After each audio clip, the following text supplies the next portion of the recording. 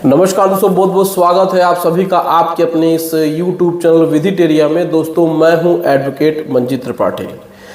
दोस्तों आज की इस वीडियो में हम आपको बताएंगे कि बैंक अगर आपको आर्बिट्रेशन की नोटिस भेजा है, आप आर्बिट्रेशन में आपने उसका ऑब्जेक्शन नहीं दिया और बैंक ने आपके अगेंस्ट में अवार्ड इशू कर दिया और वह अवार्ड आपके घर पे बाई पोस्ट ऐसे आता है। आप देख सकते हैं एक अवार्ड हमारे पास है, यहाँ पे लिखा हुआ है और यहाँ पर डिटेल में आप देख सकते हैं, हम इसको लगा भी देंगे। तो ये एक क्लाइंट का अवार्ड है और उनके अगेंस्ट में अवार्ड इशू हो गया था और उसके बाद उनको इस तरीके से बाई पोस्ट आया हुआ है।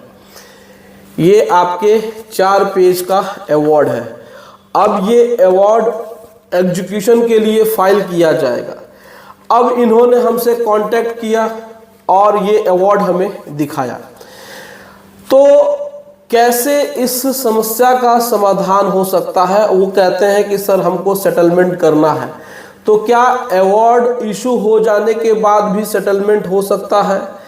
आज के इस वीडियो में हम डिटेल से इसी बात पे चर्चा करेंगे और आपके सभी सवालों का जवाब देने की कोशिश करेंगे। सबसे पहले तो हम आपको बता दें, जब भी आपको आर्बिट्रेशन से संबंधित कोई भी, चाहे वो मेल आए, चाहे वो व्हाट्सएप आए या फिर आपको नोटिस आए फिजिकल ऐसे लेटर में आए, तो आपको उसको नज़रअंदाज नहीं करना है। बहुत सारे लोग क्या गलती करते हैं कि इसको नज़रअंदाज कर देते हैं और फिर उनके लिए ये मुसीबत बन जाती है, क्योंकि आज के समय में बैंक का सबसे स्ट्रॉन्ग जो रिकवरी का माध्यम है वो है आर्बिट्रेशन और उसके बाद अवार्ड। तो सबसे पहले अगर आपको आर्बिट्रेशन में नोटिस आती है सेक्शन 21 में, तो आपको तुरंत अपोज करना है, तुरंत ऑब्जेक्शन कर देना है, ताकि ये जो अवार्ड आए तो ये इस अवार्ड का कोई मतलब न रह जाए। अब इन्होंने तो इस अवार्ड का कोई भी ऑब्जेक्शन नहीं किया था, यानी आर्बिट्रेशन का कोई भी ऑब्जेक्शन नहीं किया था और इनको मेल आया, इन्होंने जानकारी नहीं ली, यानी कि इन्होंने ध्यान नहीं दिया, मेल का ध्यान नहीं दिया और बैंक ने 2-3 महीने इसी तरीके से बिताए और अब यानी कल की डेट में, कल था आपका 9 अगस्त को ये अवार्ड उनके दरवाजे पे बाय स्पीड पोस्ट चली आई। अब उनका कहना है कि सर देखिए हमारे पास इतना पैसा है नहीं, हम इसमें सेटलमेंट करना चाहते हैं, तो क्या अवार्ड इशू हो जाने के बाद सेटलमेंट हो सकता है कि नहीं? तो हमने पूछा कि जब आपको आर्बिट्रेशन की नोटिस आई थी तो क्या आपने ऑब्जेक्शन किया था? तो उन्होंने कहा कि नहीं सर, हमने कोई भी ऑब्जेक्शन नहीं किया। तो हमने कहा कि ठीक है, जब आपने ऑब्जेक्शन नहीं किया है तो चलिए आपको हम प्रोसीजर बता देते हैं। तो हमने उनको बाकायदा जो भी प्रोसीजर था हमने उनको बता दिया। अब ये प्रोसीजर आपको भी जान लेना बहुत ज़्यादा ज़रूरी है, क्योंकि अगर आपने भी अनसिक्योर लोन लिया है, ये उनके क्रेडिट कार्ड का है, ये उनके क्रेडिट कार्ड का बिल नहीं जमा होने की वजह से है। तो आपको भी इस बारे में जानकारी रखनी चाहिए। अगर आपने भी अनसिक्योर लोन लिया है या सिक्योर लोन लिया है या फिर क्रेडिट कार्ड का इस्तेमाल कर रहे हैं।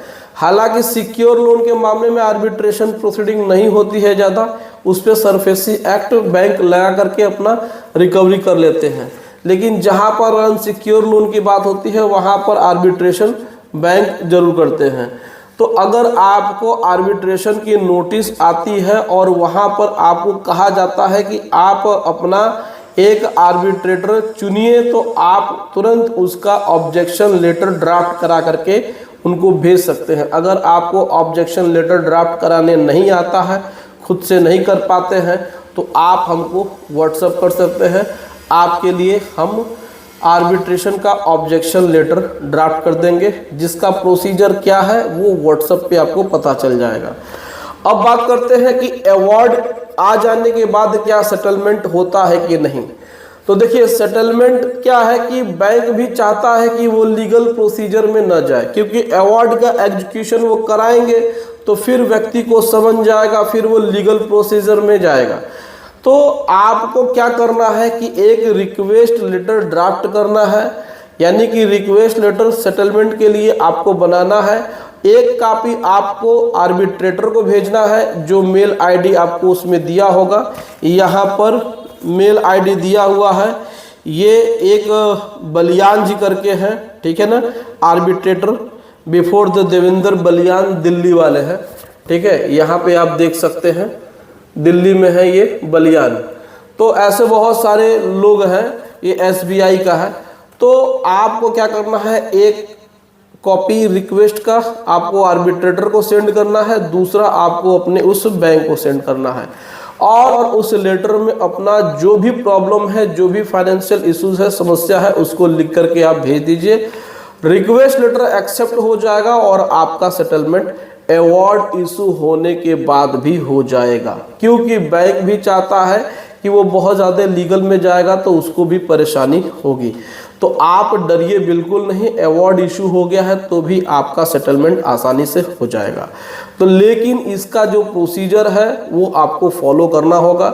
एक अच्छे फॉर्म में आपको लेटर ड्राफ्ट करना है। अगर आपको लेटर ड्राफ्ट करने नहीं आता है तो आप हमसे संपर्क करिएगा, हमारी टीम आपका अच्छे से लेटर ड्राफ्ट करा देगी और आपको लेटर भेज दिया जाएगा। उसका क्या प्रोसीजर है आपको हमारे व्हाट्सएप नंबर पे पता चल जाएगा।